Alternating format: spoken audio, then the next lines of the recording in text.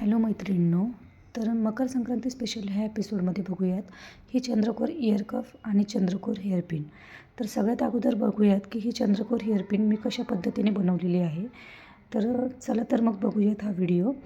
तर गुलाबजामुनचा हा जो डबा आहे त्याचं वरचं जे झाकण जे आहे त्या झाकणाने मी ही चंद्रकोर पेन बनवण्याचा प्रयत्न केलेला आहे.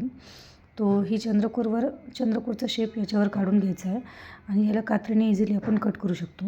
आता चंद्रकोर जर म्हटलं तर सगळ्यात अगोदर आपल्या इमॅजिनेशनमध्ये येते ती चंद्रकोर महाराष्ट्रीयन टिकली. पण मार्केटमध्ये सध्या चंद्रकोरच्या वेगवेगळे डिझाईन्स, वेगवेगळे पॅटर्न्स आपल्याला पाहायला मिळतात. जसं की हेअर ॲक्सेसरीज असतील किंवा इयर कफ्स जसे मी आधी दाखवले ते मी नेक्स्ट व्हिडिओमध्ये दाखवणार आहेत, आणि ज्वेलरी नेक पीसेस वगैरे असतील.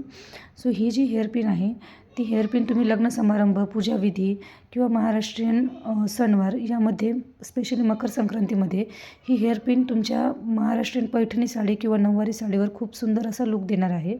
नक्की ही ट्राय करा आणि इयर कफचा व्हिडिओसाठी फॉलो करायला विसरू नका. Thanks for watching. Thank you so much. Bye. See you in the next video. तिळगुळ घ्या, गोड गोड बोला.